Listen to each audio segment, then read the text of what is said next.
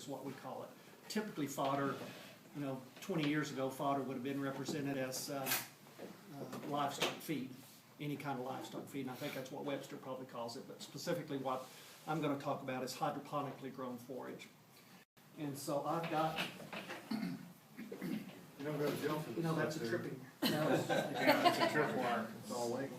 So you can slide this and pass this around, reach in, touch it, and feel it, kind of try to figure out what is there. Don't eat it. You can eat it. You go to health food stores and they'll grind this up and feed it to you, charge you a fortune for it. He's not wrong. So what we're passing along here is barley.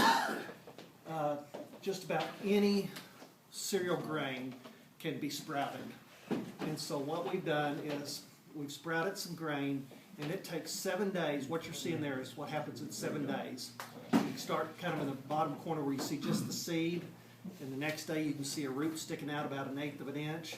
Then the next day you see kind of a mass of roots underneath it. And then the 4th day, the green sprout will start coming up, and then it just grows more and more. So that last double one is the 7th day. You can feed that to livestock, and they eat the root mass, the greens, they eat it all. And if you stop and think about it, if we're supposed to specifically talk about beef or dairy cows or goats or anything like that, 200 years ago, all those cows would have been out grazing on the grass.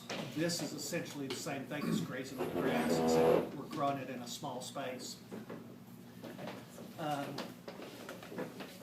What it does, the barley grain is a carbohydrate. And if you don't do something to it, corn, any of those kind of grains, if you don't do something to them, they'll just pass through the animal's stomach.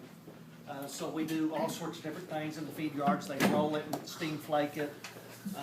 Some of the feed yards, they'll just crack it a little, or they've got high moisture corn they're yielding, they'll crack it a little so that some of the nutrients can get out. But by changing it to a sprout, we've changed something that was a carbohydrate into a sprout that's 84 digestible protein. So